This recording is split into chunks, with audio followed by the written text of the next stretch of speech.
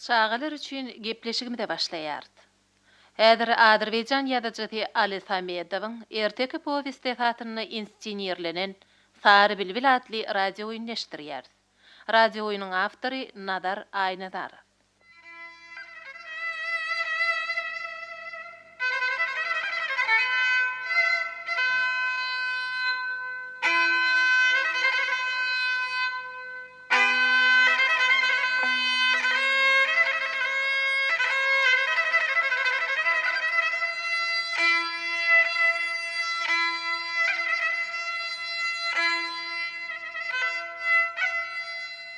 Halkalı şanyň käde köşü gurulyp oturypdy.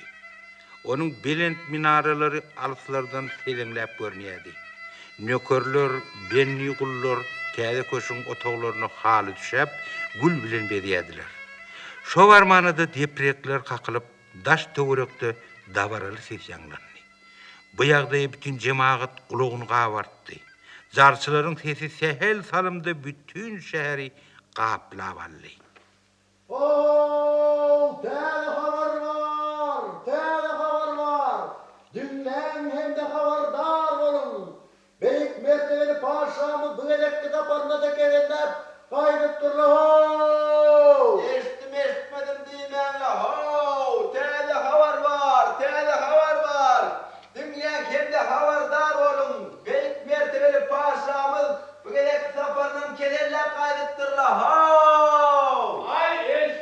İştiyağını şah ketellepdir. O neyle ketellepdir? Bilýän ýok. Onda ruhu çok günlük bar diýerler. O ketellem gowalayıpdyr. Jok, beýdimi? Ol peýgamber şah. Ona derek rekinde öder ketellen orta hatym gow bolardy. Şu wedir ýatlamagyna o. O nejise nerehim man derişpä.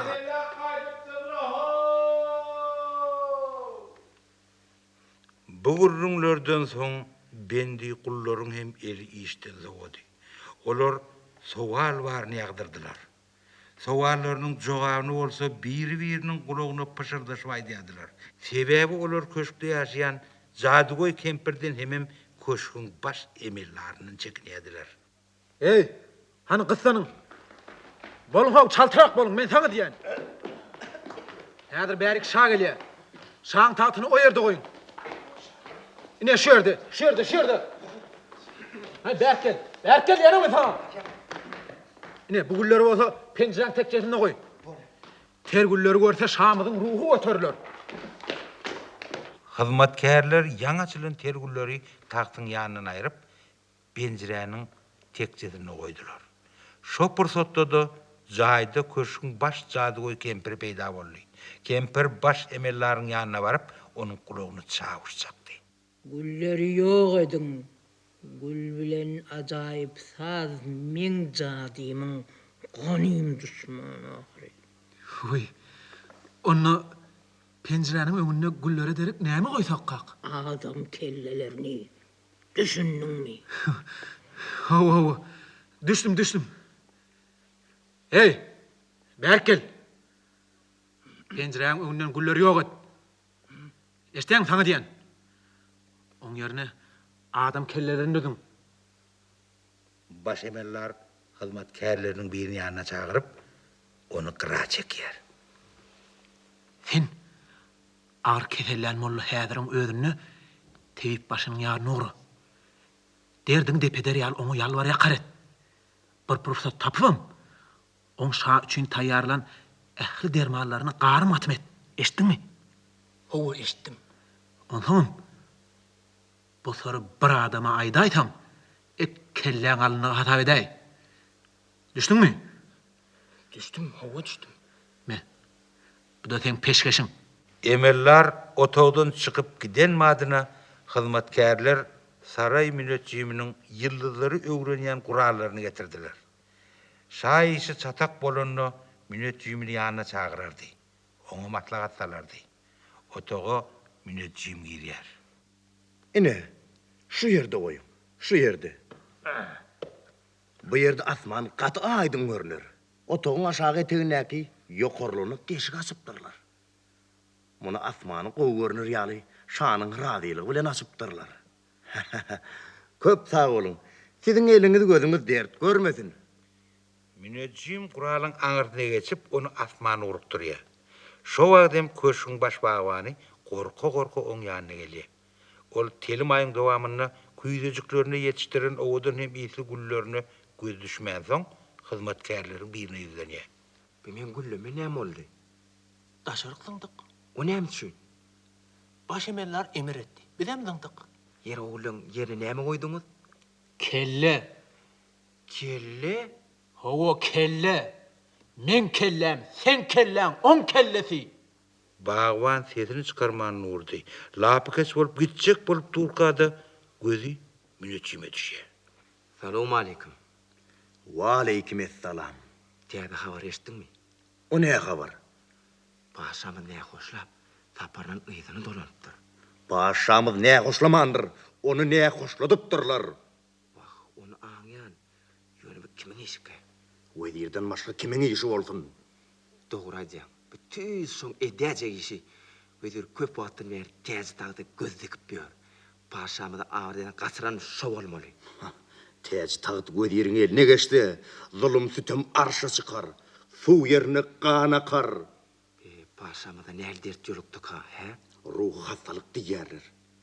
Taby üýtgäp duralmış. Bu ýerde 10 meli bardyr. Kimin eli bolsun? Jaduwy kemperim.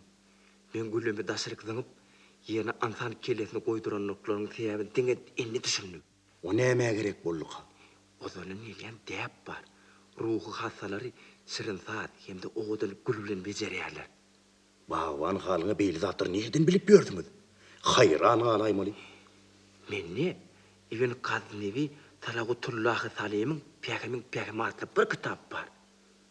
Yankı aydınlamın hemmesini şu kitapta yazılıptır. Paşamyzy bu derdinden halat etmek gerek. Baş wezir paşa bolaysa, Müneccim sözünü soňlap-soňlamaka padşanyň gelýäninden habar berýärler. Bütün köşk jemagaty gol gowşurup onuň öňüne taqdim edýär. Öňden marýan baş wezir boğazına bat berýär.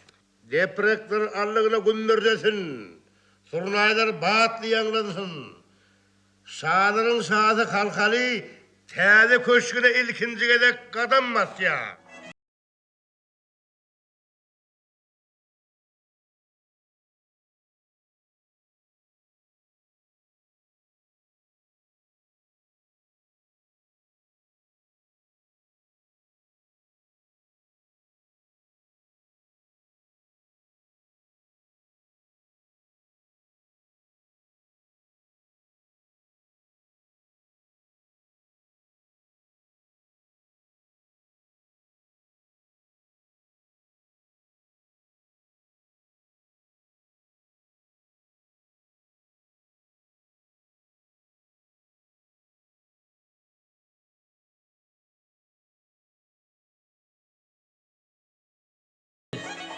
Surnayları sevmedin. Hiç yıl şagalan gerek değil. Barin dargan. Şahım, dämidi ütütmek gelişiksiz olur. Odurlar siz sapardan qaydıp geleňizde köşükde ulu davara geçirilip başıňyza täze giydirilýärdi. Buňky davara hassa ulu bolmaly şahım. Siz täze urun köşüge birinji gede kadam goýduňyz. Hiç bolmany täze giydirip dämidi bir iýdin beriň, sonra bir amal asyraly. Padşa wezirine garap ýüzüni tutýar. Onun bu bakışı geçe can gaýgy gattaba ýagdydy. Wezir oň näme diýjek bolýaryny düşünse de yaranjanlyk bilen ýene öňkü sözüni aýtalady. Şahım, hiç olmalı täze giydirip dämidi bir amal asyrmagy iýdin beriň. Eylem şol hükman mi? Elbette şahım, elbette. Katıdır ol. Yoksa bir gece sapardan padşahımız yeğeni kayıp bir deyip gurrun etmektir mümkün. Yine bolýa da. Näme etseňizem tiýdirek bolun.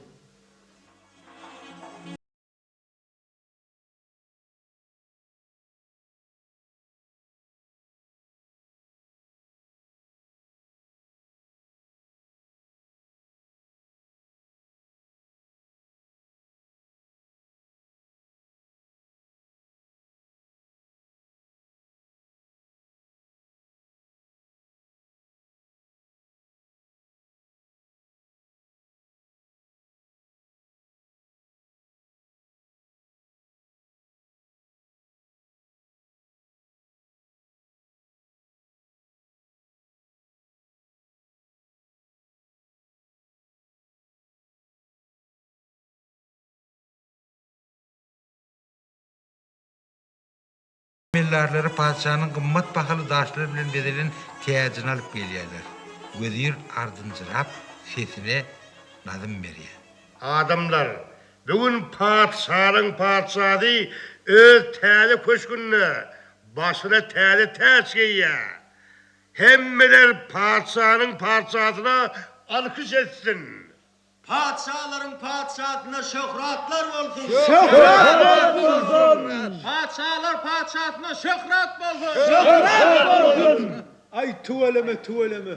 Bütün zeminle bizim padişahımız yer padişah başka yoktur. O sakavatçılığına da, baylığına da ta gelecek bulup bilmez. Saatlik sağının başlandım. Meylisi veşirim çağırın.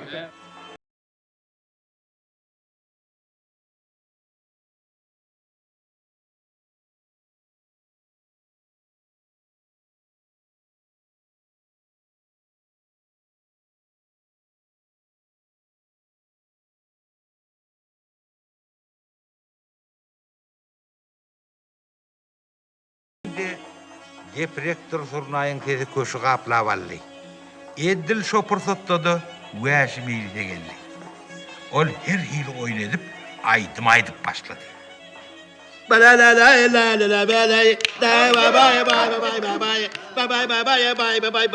Beyle köşkeyi tapmarsın, ne ruhumda ne desesiyle, kedi kelle adamlar vardır onun içinde.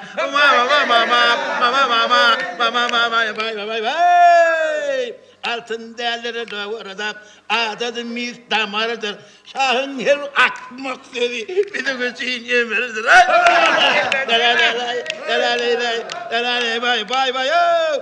Hazim Melik Vezirin yaltalıkta tayı yok.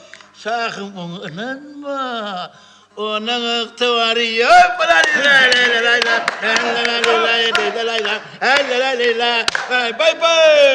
Şahım onun mu? Onun ıktıvarı yok. Wäşin oyun edibeden aydymy, padişahın göwünden turanmalara çemeli. Ol gol gowşurup oň öňüne taqdim edýär. Birdenem padişahın taap edilýär. Kulaklar şaňlap urýar. Dik oturup bilmän bir gapdalyk işarýar. Onuň haly perişan. Zordan vezire habar gatýar. Şahım. Vezir. Şagaran oturdum. Buyruk siz bilen hükümdarım. Bolli. Hani hekimler başın yerde. Men tam men varlaşıp var ya. Häzir taparsın şahım. Häzir taparsın. Destine taparsın. Cemaat. Ötädiňini şagarın gutordy. Haydi. Köşk cemaati ýeke-ýekeden gelip, padişahın oňuna hormat bilen baş egip, otogdan çykyp giderler. Otogda diňe padişah bilen vezir galýar. Şahım. Bu köşk derli. Eyse meleklerin kanatına getirip şu asmanın yeri süren cennetidir bi. Tirak ayağa kalın. Bir yerde görülmeştirmedik meclis geçirir. Padişah vezirin sözüne hiç ile ehmiyet vermen gitmedi. Bir denem pencerenin önündeki adam kellelerini göz düşüyor.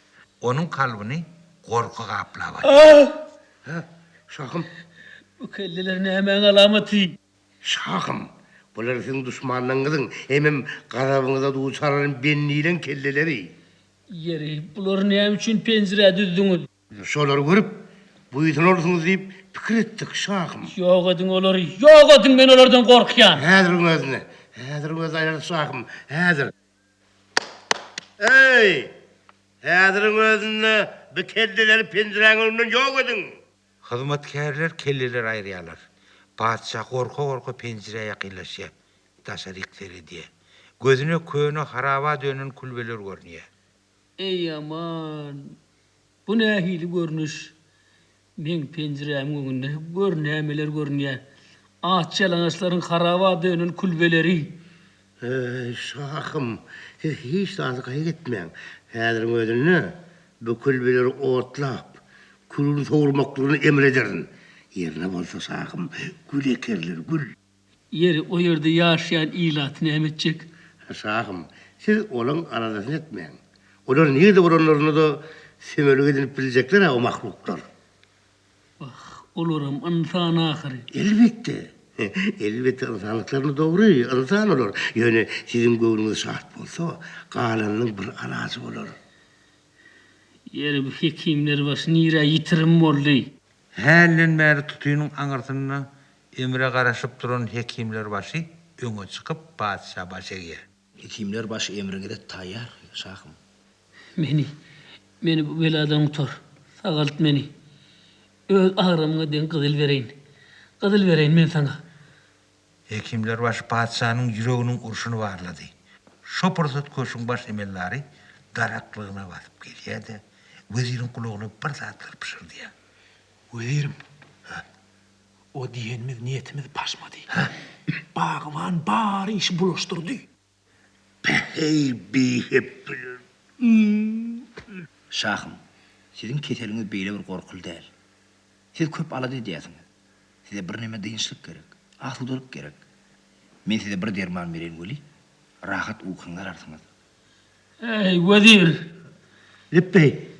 yaňy baş emeller, näme üçin geldi? Sen näme üçin kelläňi tutup ak çekdiň? Ay, bir şum habar getirdi şahım. Onu size bir hil aýdatmam bilen ok. Bir derman içmegem size maslahat berem ok şahım. O näme üçin? Häziriň özüne çık şu yerden. Çık. Hekimler başy Halis Alzırya. Weziriň gıýklygy kulagyndan gidenok. Ol götünjeklap otogdan çykyp gidýär. Wezir padşanyň goltugyna girip, onu ýuwaşlyk bilen taktyna oturdy. Oturun şahım. Şahım, hiç kaharlanma. Hekimler olsa bilen bağbanı size hıyanet etmesi olurlar. Olur dermana oğa atıptırlar. Bu parbaşı emellarımız bir şehirine vaktinizcik bilen eken. Bir incirlik bulma. O melunluğun cirasını özüm verir şahım. Hainler, melgunlar. Şahım, siz rahatlanın deyincik alın. Men gidip, ol ağzından häzir ciratın vereyim. Padşa gözlerini size uğraya.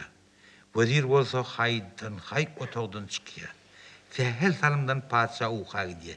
İçerik müneccim ýuwuşlyk bilen girýär. Eti salyp ikirjiňläp turandan soň el ýalygy bilen padşanyň maňlaýyndaky der damjalaryny silýär. Padşa tiskinip gözüni açýar.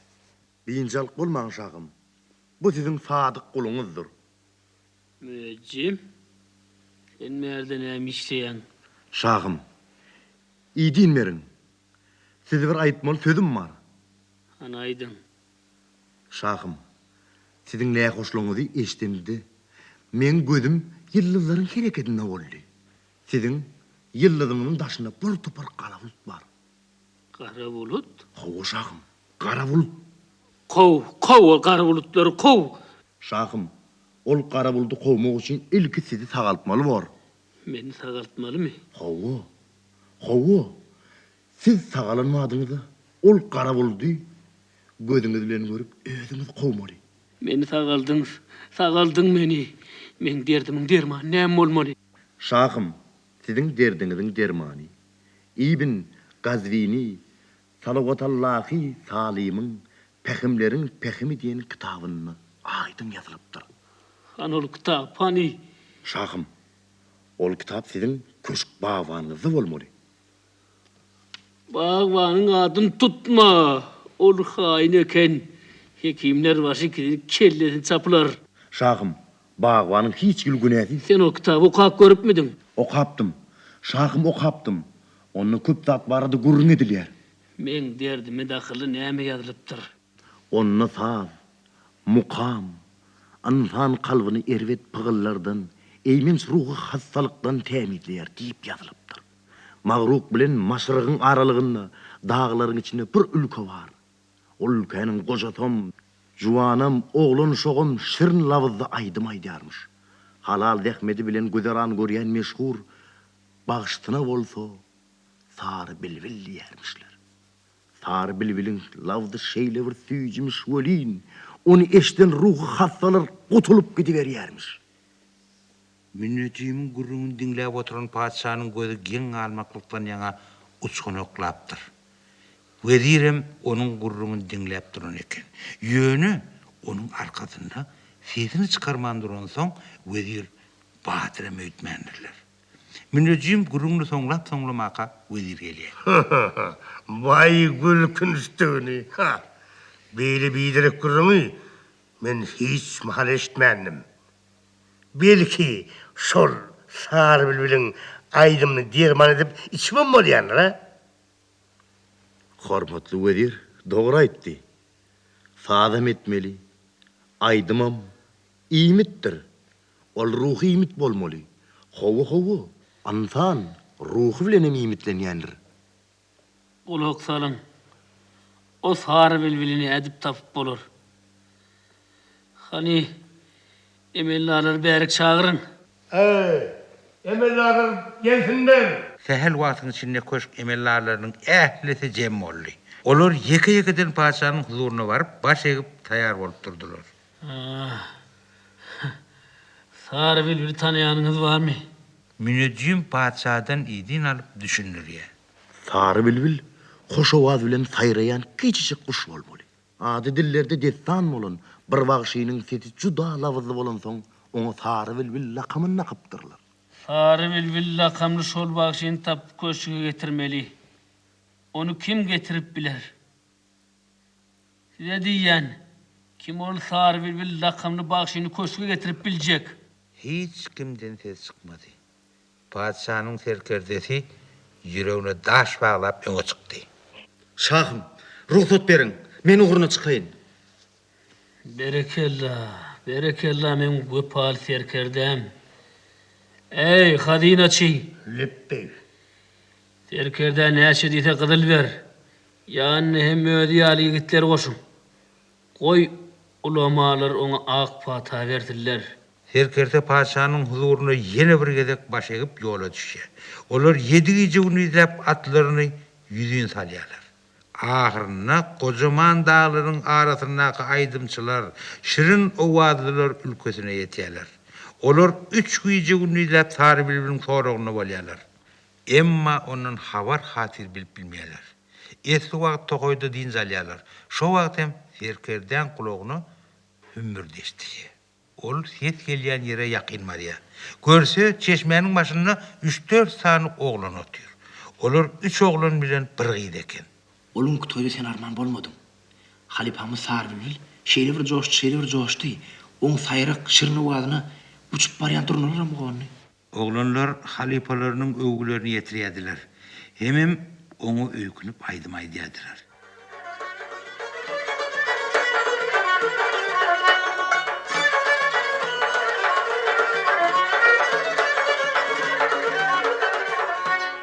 Bir leyli gözlünün oduna yandım. Bir leyli gözlünün oduna yandım. Saralıp soluram ben mürmeni. Saralıp soluram ben mürmeni. Bir dəfə qatırılıb yana baxanda. Bir dəfə qatırılıb yana baxanda. Min ilham alıram ben mürmeni. Min ilham alıram ben mürmeni. Mənə leyləyib çağırır özü. Satılır qaşları, dolur gözü.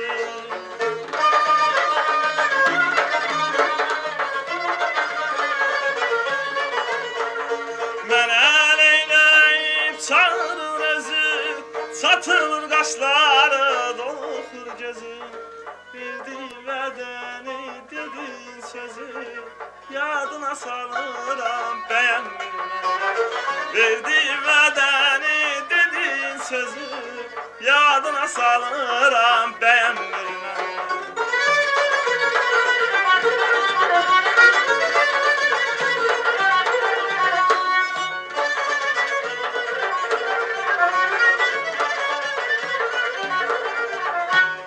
Fikirli dayanıp fikirli durur. Fikirli dayanıp fikirli durur. Açılmış telini qatara vurur. Açılmış telini qatara vurur. Bakıp uzaklara boynunu budur. Bakıp uzaklara boynunu budur. Qeydinə qalıram bəyənmir mən. Qeydinə qalıram bəyənmir mən. Mənə leyləyib çağırır özü, çatılır qaşları, dolur gözü.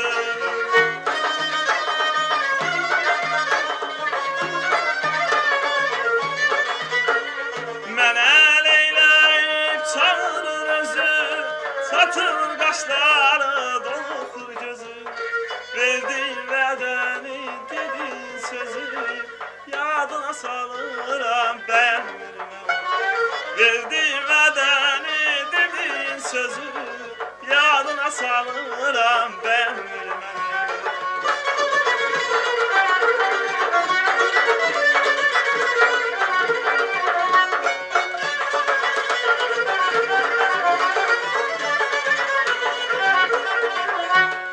Deyib danışmayın, odur bər sona. Deyib danışmayın, odur bər sona. Çəkdiyim cəfalar yetirmi sona. Çəkdiyim cəfalar yetirmi sona. Özgəsi çor desə can deyər ona. Özgəsi çor desə can deyər ona. Mən qurban oluram, bəyənmir məni. Mən qurban oluram, bəyənmir məni. Mənə leyləyib çağır. Həlden bäri oğlanların aydımını dinläp duran Serkerdenin akıllı hayran bolupdy. Ol izni verese, 7 nökörlerin 7'si oğlanın cadyl owazyny melul bolup durdy. Turun beyheppeler. Sarı bilbillen. Seni eşittiniz gerek? Oğlu. Eşitmiş olsanız, anlaşıp durma. Topulun olun üstlerine. Serkerde hem 7 nökörü oğlanın üstüne toplanlarını, onların hersi bir tarafa kaçıp gidiyor. Ele düşendine ikinci oğlan olup kalıyor. On el ayağını bağlayalar. Oğlanlar yoldaşlarının birinin ele düşenini görüp iyilerini dolanıyorlar.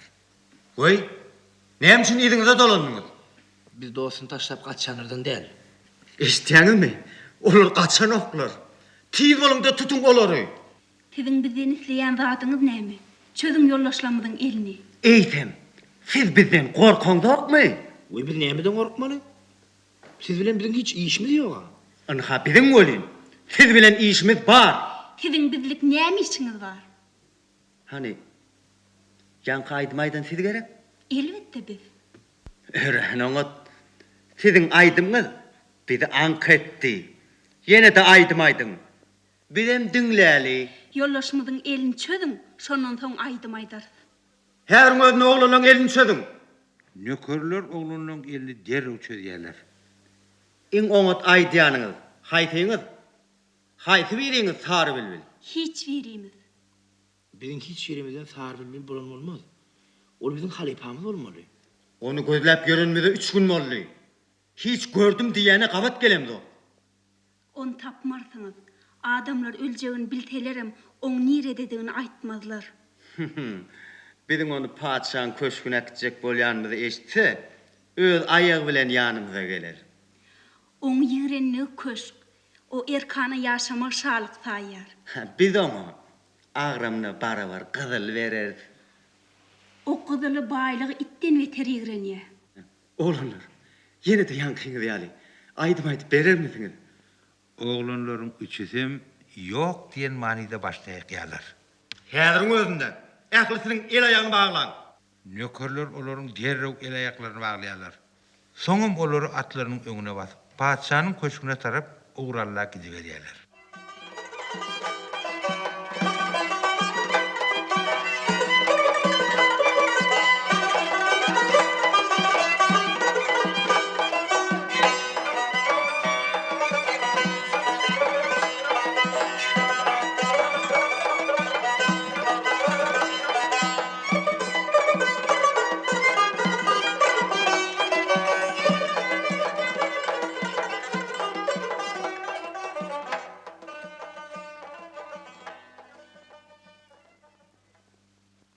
Padişanyň ta barha agyrlaşýar. 3 günden bäri boğazyndan hiç zat geçmeýär. Her bir zaty şüpheli garýar. Wezir bolsa bu ýagdaýdan peýdalanyp edenini edip ýör. Vezir öz otağını içine gepledip, bardadı ölçürüp döküye. Paçalık teci geyen son kimi zınnana salmalı, kimi köşkten çetleştirmeli. Ine şu fırsatı hem kapaçılıyor. Baş emeller peyda oluyor. Diýer aýtyr mullun aýt. Gel agır diýdirak. Häzir köş gaspedi paçany harelter. Paçany harip başlar bolyn. Sen kısılmaz içerik girdi. Şahım. O höregi iýmeň. Ol zäherli. Düşündüm. Yer ondan ne etmeli? Soňu bilen işin bolmaz sen. Baş üstüne. Bar. Baş emeller çıkıp gidiyor. Vezir bolsa paçanyň yatan otağına var ya. Ol paçanyň yürek damarlarynyň kurşuny var ya. Şahım, ýagdaýlaryň ganimet midir? Ganimetlik yoktur. Ine şu porsotto da aşped geliyor. Padşa aşpede nahar yiyecek derleyen terzi eli bilen getirmediyen hareket ediyor. Şahım, siz aşlığınızdan ne kılarsınız? Bu naharı turaç bilen bedenen dilini tayarladım. Haş deden, yekici çemçe yiyin, kurtlanır gidiverersiniz. Nahar görsem ağrıyım beri geliyor. Şahım, ağzıqlı karınca konun. Vah, istem zadır ona ağrı. Şahım, men tayarlan naharlarım öreyen tağımlıdır. Alın, şu ağzınıza sanın. Ol nahardan oluran çemçesini paçanın ağzına koloylodonun hälin beri kapıyının aňyrsına ışıklap duran baş emeller haydan hay içerik giriyor. Hay dura görün şahım. O nahardan dağıtma görün. O nahar ağullur. Baş emellerden bu sözleri eşitten madyna vezir aşpedin eline çemçeni kakıp alağada onu zınıp koyuveriyor. Hain, necis aşper. Yok mu şerden? Hey, bunu zırnara taşlan. Haramzadalar, nakesler, melgullar, beni öldürmekçi olyalar. Yüreğinizi elinize alman, onsuz da men ölüm yastığının ahireyim. Vezir, Lebbey. men öleysem şu köşkte täze tahtım bilen bilelikde zaylan. İnşallah ölersin. Näme diýdiň? Uşağım, Allah Allah, beni betbaklığı başımdan sallamadı. Yoksa meyadırın ödüm öz alma kastederim neydi? Ağlama, koy Vezir, koy. Durmuş yal fücdat yok. Meni şu dertten kutaran adam tapılaysa, bütün mal mülkümü şona vererdim. Edil şu wagtam otağın kapısı açılıp, serkerde paçanın huzuruna gelip baş egiye. Vezir oň ýanyna barýar. Yine dokurup geleyim.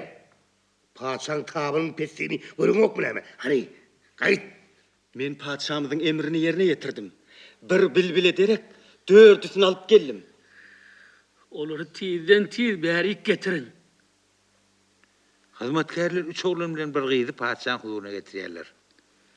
Han ayt, aydın, buların haýsy bir sarı bilbil. Şahım, buların hemmesem sarı bilbil. Men nökörlerim bilen arık sizin salgı veren ülkäňize gittim. 3 gıýja günlüýde öýme öý aýlandyk. Sarı bilbili plan yerde gördüm diyen adam tapılmadı. Halis paltamız daşy deyip gaýdyp gelýärdik. Görsem, bu oğlanlar çeşmenin başında öz ara söhbet kurab oturan ekenler. Nökörlerim bu oğlanların şirin ovazlarına melul bolup durlar. Ölüm oyununa buları ele sallık. Yönü her edip, hetip edip, onları aydım ayttırıp bilmedik. Kızıl verdik, ayıtmadılar. Hayvat attık, ayıtmadılar. Teyahiri kollarını bağlap, köşkte ha aydarlar deyip alıp geldim. Elbette, köşkte aydarlar. Olar aydım aydarlarından menin sagalıp, ölüm yastığından başımı kaldıracaktım, beri bilýälim mi? Hava kavlayalım. Men yolu onları ehli zatı düşünürdüm. Hani onu aydıma başladılar. Oğlanlar bir-birine seredişip, dımışıp durdular. Otağın içinde sine uçtu ses eşitiljekdi. Ümsümlüğü vezir boldy. Hani başlan. Oğlunlar. Haydi verin. Bizim dinleyeli. Yeni oğlanların hiçbirinin ses çıkmadı. Padşa hazinaça emrediyor. Hadinaçyny bärik çağırın. Hadynaçy emriňde taýýardyr şahym. Bir halta gydyl getir. Baş üstüne şahym. Bir halta gydylyň görürüň bolmaz. Hadinaçy küçücük mejemede götürüp gelen tirsek ýalja kaltazygyny paçanyň öňüne goýdy. Wah, maňa däl, maňa gerek däl, onu olaň öňüne goý. Olar eder. Ogranlar, bu uly hiýlege eýe bolmak isleýäňiz, öňürti başlaň. Oglanlar gyzyla iň märkisi gözleriniň gyýtygyna maýlamadylar. Şodron yerlerinden gowlanmadylar. Şahym, bulary diňe dürraýdym aýtdyryp biler. Bularyň her birini 10 gam çurmaly. Oglanlaryň arkalaryny ýalaňaçlaýarlar. Her haýsysyna 10 gam çurýarlar. Oglanlaryň arkasy gamçynyň ýydynyň ýaňa gömgök bolup gitdi. Emma olaryň hiç birinden ses seda çykmady. Şol öňküleri ýaldyp turdular. Yeri. Inni aklyny gaýrandyňyzmy? Oglanlaryň hiç birinin jogap alyp bilmedik paça gaharatyn atlandy. Häziriň ödünde. Dördetiniň hem şu ýerde. Gözümiň öňünde kellet togalansyn. Leppi. Paçanyň permany eşden el paltaly jellat oglanlara tarap ýöneldi. Jellat paltany galdyryp oglanlaryň boýunyň çykan ýerinden salmakçy bolanyny otogyň kapady iki ýany terpilip açyldy. Tar bilbil alryny barýaly bolup içeri kürzäp girýär. Haýsaklaňa görüň. Öldürmäň olary. Saklan. Sizin adamlarınız meni gözläp tap bilmän gaýdanlyklaryny eşitdim. Maňa derek bu oglanlary tutup alyp gaýdypdyrlar. Men bu bir çağlaryň köşkde öz meýillerini aýdym aýtmajaklaryny bilýän. Şoň üçinem özüm märik gaýtdym. Görýän bolyn, bulan ýyllar öçmän eken. Bular adat edip, şahym, näme jepaňy bolsa maňa beriň. Bularda hiç ýyl günah ýok. Biz sen ceda vermek için gözlemedik. Senin täsin sesin barmyşyň. Senin aýdymyň beň üçinem derman bolar. Aýdym aýdyp berermiň. Size gerek bolsa aýdym gurrun bolmaz şahym. Sary bilbile köşk libaslaryny giydirin. Hyzmatkarlar sary bilbilin goltugyna girip, onun aýagyny ýere degirmän alyp gidýärler. Wezir bolsa üm bilen baş emellar ýanyna çagyrýardy, kulagyny pişirdi. Eştem, häziriň özünde Sadowy kempiriň ýanyň. Ol her etsin, hezip etsin bolyn, sary bilbilin sesini kırsın. Baş emellar gysanyp çykyp gidýär. Ol weziriň tawsyrygyny ýerine ýetirenden Sadowy kempir oda köze düşürýär. Ol bir käse suwa bir çümmük sürmatyp sary bilbilin ýanyna ýer. Eneň saňa gurban bolsun. Alys ýerden aryp gelensiň. Seniň üçin nämejik getirenler diýem. Ene, soğucuk soğuk olsa her edip içerdim. Bir hil yüreğim gıdıp dur. Sadowy kempir hayal ýagal etmän, ýanky sürmeli käseni sary bilbilin eline tutturýar. Ol suw bir demde başyna çekýär. Wah, bulay içime gorgulan ýary däýdi. Hyzmatkarlar onu oňat giyinirdiler. Adamlar bolsa onu es wagt ber garaşyp durdular. Ol töweregini göz gezdirip aýdyma başlamakçy boldy. Emma her näçe jan etdi de boğazyndan ses çykmady. Ýöne hyşyrdy bolup durdy. Sary bilbil bokurdogyny tutup weziriň ýüzüne naýyn jar garady. Bir zatdyr diýmekçi boldy. Emma ses çykmady. Aňa näme boldy? Men sesim gyrlypdyr. Belki altın kümüş etleýänsiň. Gymmat bahal daşlardan han tamam bolaymy birden? Sary bilbil hiç zat gerek gelýän manyda işaret etdi. Şo wagt hem köşk emellarlarynyň biri. Şahım, maňa jelladyň paltys diýen etdirir. Paça emir edenden jellat taýar boldy. Özüňem gynama menem. Insan balas kimin üşüklüje bolla. Çapqa yatsanyň üstünde kelläň goý. Ýekejek hakamda kelläň togalaryn. Men adama azap berip, anjydýan jellatlardan nälirin? Jellat sözüm soňlanmadyna köşüň wäşisi paçanyň huzuryna baş egdi. Şahım, bir biçarenin işi pırrık bolup bolupdyr. Maňa iyi dinmeň. Kelime dogan ederek maňa bir aýdym aýdyp bereydi. Şondan soň kellerini aldyraň şagym. Bolya. Hani ve şinin lälin. Sarı bilbil kapastan vedir mudayam hevesden pahım paygas ezgen kestay pahım paygas ezgen kestay dalazi day bay bay bay bay bay bay bay bay bay bay bay badrımın zadin ezi adamın bolak dedi koyyak olsun pis emeli koyyak olsun pis emeli vaşi sedin eyler tamam vaşi sedin eyler tamam sağalmağa köptür buman kimdir beni adam sayan kimdir beni adam sayan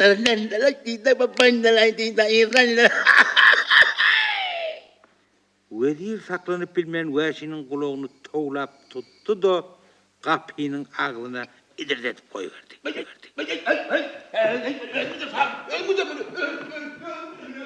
Arkasına caydar depip cellada azarlı. Cellat paltası yukarı kalırmakçı olanına köşk bağvanı könül vatta içerik giriyor. Saklanım. Şahım, bir çimşe ganmak için size bir sır aydayın. Şahım, men veziriň gadany duçar ömürlük tınana taşlanan bağwan. Köşk bilejiniň haýysy bilen siziň meni zynana çykaryp köşüňize bağwan edipdiňiz. Şolunan bäri size ak yürekden hyzmat edip gelýän. Men ömrüme yalan söyleyen adam däl. Ine veziriň emri bilen ýene zynana taşlanam. Men iyide giden bağımın ayak ucuna bir kulbe var. Şonu bir jadygy kempir ýaşar. Şo kempir baş köşk emelleri bilen ýerleşmede duşýar. Veziriň tasyrlyklaryny kempir ýetirýär. Siziň näme hoşlamaňyzda da, sary bilbiliň sesine gyrylmagyna da şol kempiriň eli var. Bolya goja. Senin aýdarlaryňdan ýan. Hana aýt. Sary bir şirin lawzy bilen aýdym aýdan bolsa, men gutularmydym. Gutulardyň şahym. Bu pikir Peygamberleň Peygamber atly kitapda ýazylypdyr. Ve yerini näme etmeli? Sary bilbilen sesini açyp bolmazmy? Bolar şahym bolar. Men oň sesini dem salymda açarym. Inoşy elimdäki güli ýyl arasyna sary bilbilýärler. Bu güli ählis jadylar ýok edip bilen bir uly gudurat bar. Anha men bu güli sary bilbile ýysadarny ölen ses açylar. Koca bağvan yankı ulu sarı bilbile ýyska diýär. Sarı bilbilen sesi açylýadyr berýär.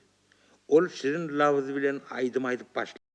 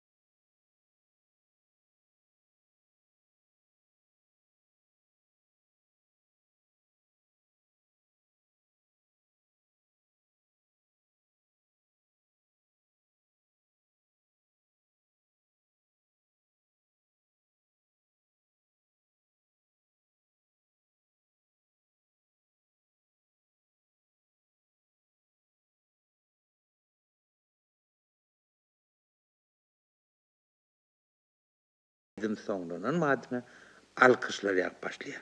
Sary Bülbülüň şägirtleri hasam şatlanýarlar. Padşa aýagy üstüne galyp uludan bir dem alýar. Köp sag bol Sary Bülbül. Bütün ağrym da bedenden çykyp gitdi. Telim wagt bäri ruhumy terk eden merhemet hemde söýgünç duýgulary ýene-de gaýdyp geldi. Köşkün münejjimine we goja bagwana halat serpa ýapylsyn.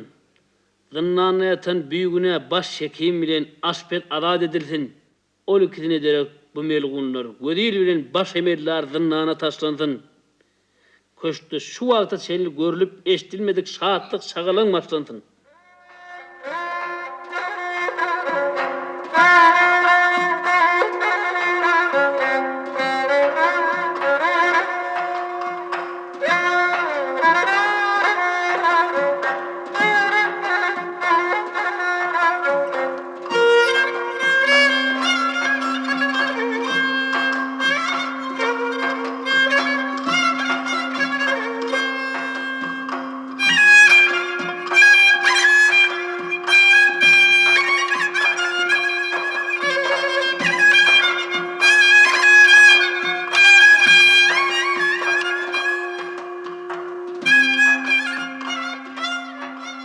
Padşa ferman beren madine wedir bilen baş emellaryň goluna baglap zınnana alyp gidýärler. Baş hekim bilen aşpedi bolsa azatlyga çykaryp öňkü işlerini berýärler. Köşkde şatlyk şagalan başlanýar.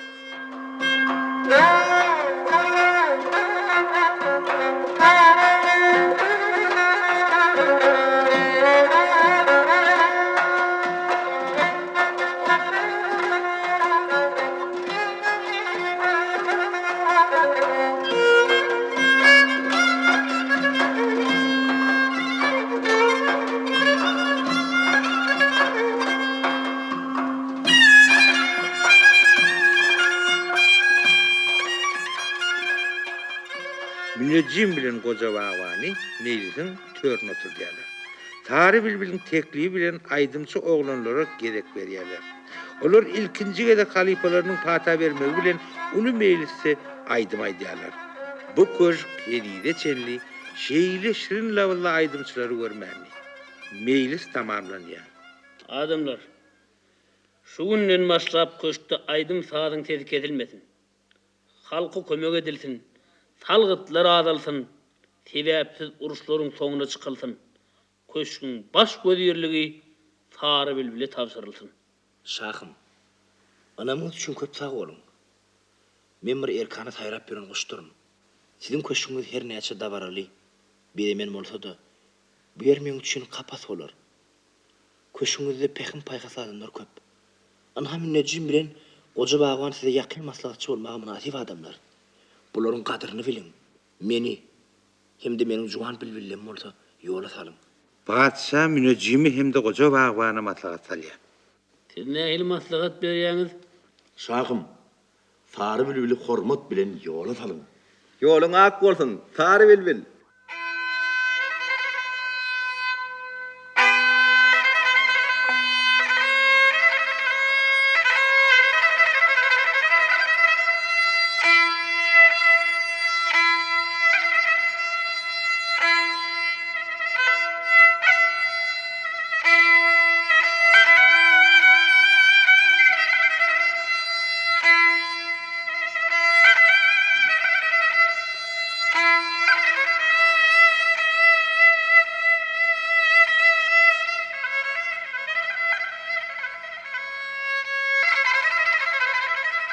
Sary Bülbül hem de onun şägirtleri köşkden çykyp dogduk diýara tarap ýola rawany bolýarlar.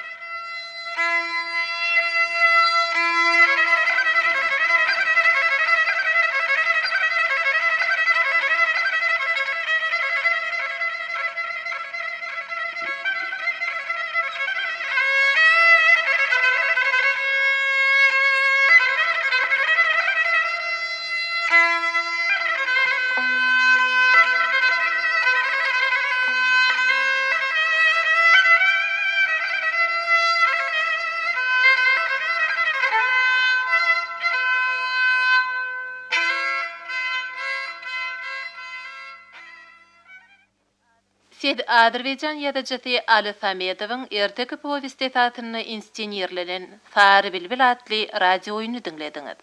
Radio oýunyň awtory Nadar Aynazarow. Radio oýuna gatnaşdylar artistler Akmurat Arçykow, Xan Nurdiberdiýew, Anna Meleýew, Oraznepet Ögöznepetow, Jahan Paltaýewa, Alty Sallanniýew, Nuruh Daýgulyýew, Döwlet Xan Memmedow, Täçbibi Gafurowa, Murat Niýazow, Penjugwar Ilyasow, Gurban Amangelliýew, Akjamal Meredowa, Ýazgul Kakajanowa. Radio oýunyň rejissöri Penjugwar Ilyasow, set operatory Çary Gelliýew, redaktory Anna Gulberdiýewa. Radio oýun 1992-nji ýylyň 31-nji martyny ýazyldy.